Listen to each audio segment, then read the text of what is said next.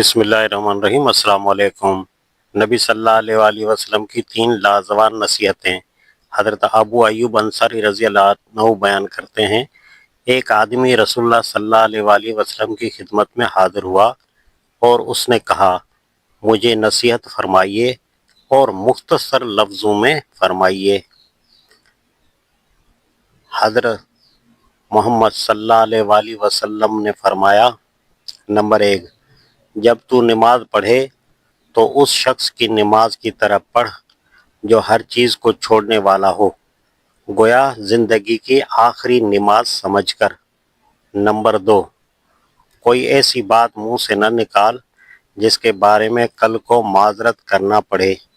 Number 3، جو چیز لوگوں کے ہاتھوں میں ہے اس سے بے نیاز ہو جا۔ مسند احمد بحوالہ انتخاب حدیث۔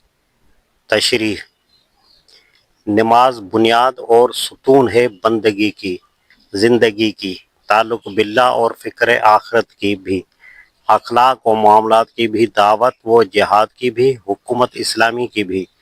اس لیے مختصر ترین بات میں نماز سب سے پہلے آئی۔ فریضہ نماز ادا ہو جائے یہ بھی انعام الہی ہے، لیکن دینی زندگی کی تقویت اور ترقی اسی نماز کے ذریعے حاصل ہوگی جس میں خشوع ہو۔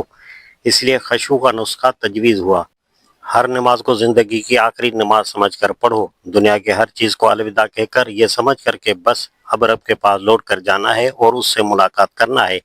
زبان یا قلم سے جو لفظ نکلتا ہے وہی سب سے زیادہ خرابیوں کا سبب بنتا ہے، وہی منہ کے بل جہنم میں گراتا ہے، اگر وہ خود گناہ ہو یا گناہ کا ذریعہ۔ جس نے کوئی ایسی بات منہ یا قلم سے نہ نکالی کہ کل اللہ تعالیٰ کے سامنے شرمندگی ہو، یا دنیا میں انسانوں کے سامنے اس نے آگ میں ڈالے جانے کی رسوائی، دنیا میں بھی رسوائی اور تعلقات میں بگاڑ سے بچنے کا سامان کر لیا۔ امیدیں اور توقعات صرف اللہ تعالیٰ سے وابستہ کرنی چاہیے، نہ کہ اپنے جیسے انسانوں سے۔ معاملات ہوں یا عزت و مال و متاع، توقعات ہوں یا کسی کے پاس دینے کے لیے کچھ نہیں ہے۔